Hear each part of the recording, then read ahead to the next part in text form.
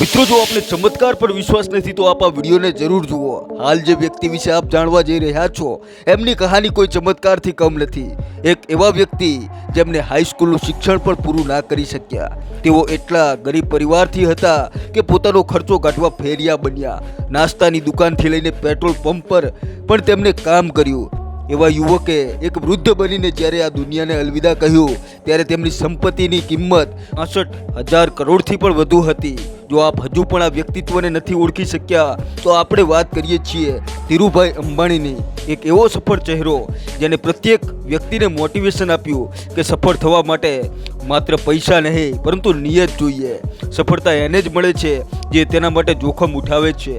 ધીરુભાઈએ વારંવાર સાબિત કર્યું કે રિસ્ક લેવું વ્યવસાયનો નહીં પરંતુ આગળ વધવાનો મંત્ર છે। તો ચાલો મિત્રો, આજના વિડીયોમાં જાણીએ કે ધીરુભાઈએ પેટ્રોલ પંપથી લઈને અહીં સુધીનું સફર કેવી રીતે પૂરું કર્યું અને આજે રિલાયન્સ ઇન્ડસ્ટ્રીમાં મુકેશ અંબાણીનો કેટલો મોટો સહયોગ છે અને આજે અંબાણી પરિવાર કેટલી સંપત્તિના માલિક છે। તો બસ વિડીયોના અંત સુધી જોડાયેલા રહેજો। મિત્રો, 28 ડિસેમ્બર 1932માં ગુજરાતના જૂનાગઢના નાનકડા ગામ ચોરવાડમાં ગોરધનભાઈ અંબાણી જે એક શિક્ષક હતા, એમના ઘરમાં એક બાળક પેદા થાય છે જેનું નામ રાખવામાં આવ્યું ધીરજલાલ હીરાચંદ અંબાણી। ધીરજ સાથે ગોરધનભાઈના 3 અન્ય બાળકો હતા। હવે એક શિક્ષક માટે આટલા મોટા પરિવારનું ગુજરાન એ સમયમાં મુશ્કેલ હતું। એક સમય એવો આવ્યો જ્યારે પારિવારિક જવાબદારી માથે આવવાના કારણે ધીરજલાલ એટલે કે ધીરુભાઈને અભ્યાસ છોડવો પડ્યો। પિતાની મદદ કરવા ધીરુભાઈએ નાના મોટા કામ કરવાના શરૂ કર્યા અને અભ્યાસ છોડ્યા બાદ ધીરુભાઈએ ફળો અને નાસ્તો વેચવાનો વ્યવસાય શરૂ કર્યો, પરંતુ એમાં તેમને કોઈ ખાસ ફાયદો ના થયો। એમને મગજ દોડાવ્યું અને ગામની નજીક આવેલા ધાર્મિક સ્થળ ગિરનારમાં ભજીયા બનાવવાના શરૂ કર્યા। આ વ્યવસાયમાં ત્યાં આવતા પ્રવાસીઓ પર નિર્ભર હતો, જે વર્ષના કેટલાક દિવસોમાં સારો ચાલતો, પરંતુ બાકીના સમયે આ વ્યવસાયને વધુ નફો નહોતો મળતો, એટલે ધીરુભાઈએ કામને પણ છોડી દીધું। બિઝનેસમાં મળેલી પહેલી 2 અસફળતા બાદ તેમના પિતાએ તેમને નોકરી કરવાની સલાહ આપી।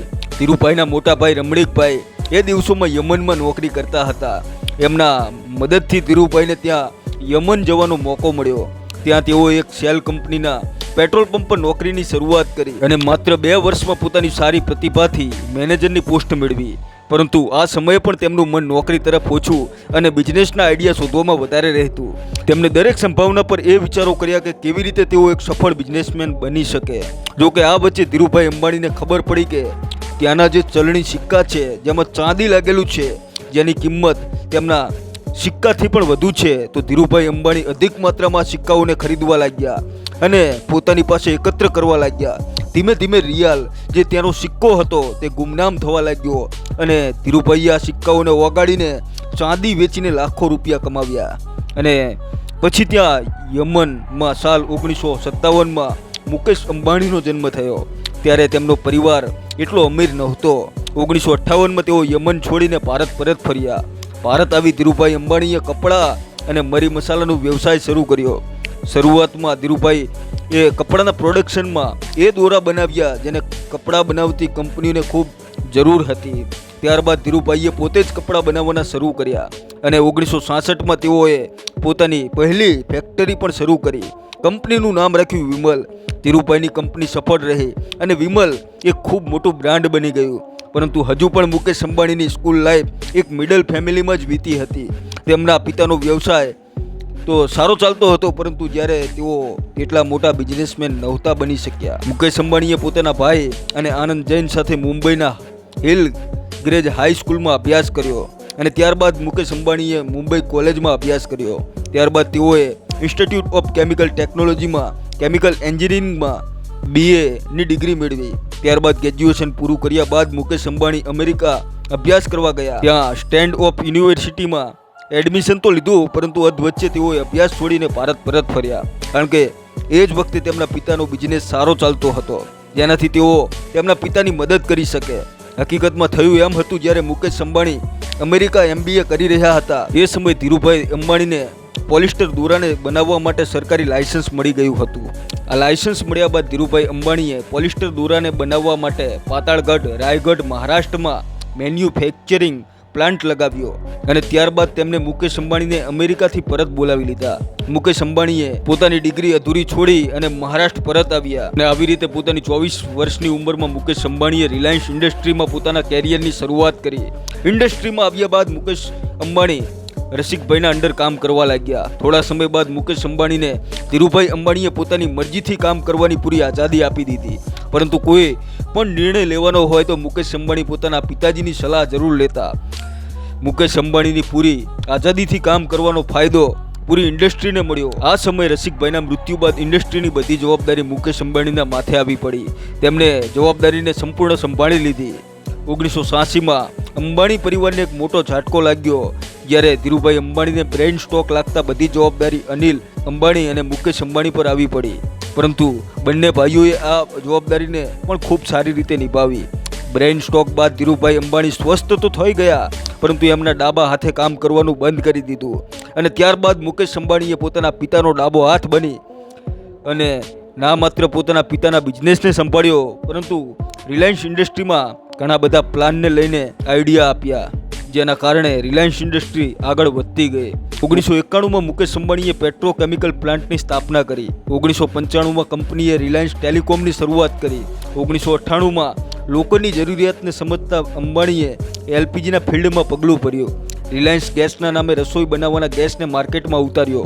આવી જ રીતે કામ કરતાં સફળતા મળતા રિલાયન્સ ઇન્ડસ્ટ્રીની સંપત્તિ પણ વધતી ગઈ. પરંતુ પછી એ વર્ષ આવ્યું 2002.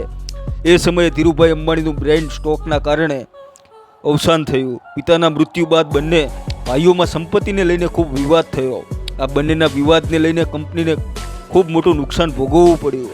આ જ કારણે બંને ભાઈઓના ઝઘડાને પૂરો કરવા માટે તેમની માતાએ રિલાયન્સ ઇન્ડસ્ટ્રીના બે સરખા ભાગમાં વહેંચણી કરી. મુકેશ અંબાણીના ભાગમાં રિલાયન્સ ઇન્ડસ્ટ્રી અને રિલાયન્સ પેટ્રોકેમિકલ આવ્યું. આ વિભાજન બાદ મુકેશ અંબાણી એક નવી શરૂઆત કરી અને પોતાના બિઝનેસને આગળ વધારવાનું શરૂ કર્યું. મુકેશ અંબાણીની કમાણીનો main source Jamnagar petroleum refinery બની. 2006માં રિલાયન્સ ઇન્ડસ્ટ્રીએ રિલાયન્સ રિટેલ માર્કેટમાં પણ પગલું ભર્યું. રિલાયન્સના બોર્ડ હેઠળ આખા દેશમાં રિલાયન્સ શોપિંગ સેન્ટર શરૂ કર્યા જેમાં રિલાયન્સના મોલ ખૂબ જ ફેમસ થયા. આજે રિલાયન્સના 1500થી વધુ મોલ આખા ભારતમાં છે જેનો main source Reliance fresh, Reliance trend, Reliance digital અને રિલાયન્સ ફૂટપ્રિન્ટ છે. 2010માં રિલાયન્સ ઇન્ડસ્ટ્રીએ ઇન્ફોકોમ બ્રોડબેન્ડ કંપનીની શરૂઆત કરી. તેનો સાચો રંગ 2016માં જોવા મળ્યો કારણ કે આ એ જ વર્ષ હતું જ્યારે રિલાયન્સ ટેલિકોમમાં તેમને સફળતા મળી. 2016માં રિલાયન્સ ટેલિકોમ કંપનીએ રિલાયન્સ જીઓની શરૂઆત કરી અને ત્યારબાદ રિલાયન્સ જીઓ ભારતની ટેલિકોમ કંપનીઓને ધૂળ ચાટતી કરી દીધી અને એ જ વર્ષે રિલાયન્સ જીઓએ પોતાનો LYF સ્માર્ટફોન લોન્ચ કર્યો અને એ જ વર્ષે સૌથી વધુ ખરીદી થનાર મોબાઈલ પણ સાબિત થયો. રિલાયન્સ જીઓ ટેલિકોમ સેન્ટરમાં આવતા જ એને બજારને સંપૂર્ણ રીતે બદલી દીધી અને જોતજોતામાં બાકી ટેલિકોમ કંપનીઓના મુકાબલે રિલાયન્સ જીઓ સૌથી વધુ કસ્ટમર ધરાવતી કંપની બની અને 3 વર્ષમાં જીઓ ટેલિકોમની નંબર 1 કંપની બની ગઈ અને હવે જીઓએ 35 કરોડથી વધુ કસ્ટમર બનાવી લીધા. 2019માં જીઓએ લગભગ 11,619 કરોડની ઇન્કમ મેળવી અને ત્યારબાદ રિલાયન્સ ઇન્ડસ્ટ્રીએ જીઓ માર્ટને ભારતના 200 શહેરોમાં લોન્ચ કર્યું. Reliance industry media, film, music ઇન્ડસ્ટ્રીમાં પણ એક્ટિવ છે. આટલું બધું કરવાની પાછળ જો કોઈ વ્યક્તિનું મગજ હતું તો એ માત્ર મુકેશ અંબાણી હતા અને આજે પોતાના નવા એક્સપેરિમેન્ટના કારણે તેઓ આટલા પૈસા કમાઈ શકે છે અને સાથે રિલાયન્સ ઇન્ડસ્ટ્રીએ 2,36,000 લોકોને પણ નોકરી આપી. આજે કોક જ એવું ફિલ્ડ છે જેમાં રિલાયન્સ ઇન્ડસ્ટ્રી નથી. રિલાયન્સ ઇન્ડસ્ટ્રીના કુલ શેરની વાત કરીએ તો આજે અંબાણી પરિવારની પાસે એનો માત્ર 46.32% જ ભાગ છે અને બાકીના શેર બીજા શેર હોલ્ડરની પાસે છે. પરંતુ મેજર શેર હોલ્ડરના નાતે તેના માલિક અંબાણી જ છે જેમની નેટવર્થ આજે 8,770 કરોડ ડોલરથી પણ વધુ થઈ ગઈ છે. આપને શું લાગે છે કે આવનારા સમયમાં મુકેશ અંબાણીને કોઈ પાછળ કરી શકે છે કે નહીં એ કોમેન્ટ થકી જરૂર જણાવજો.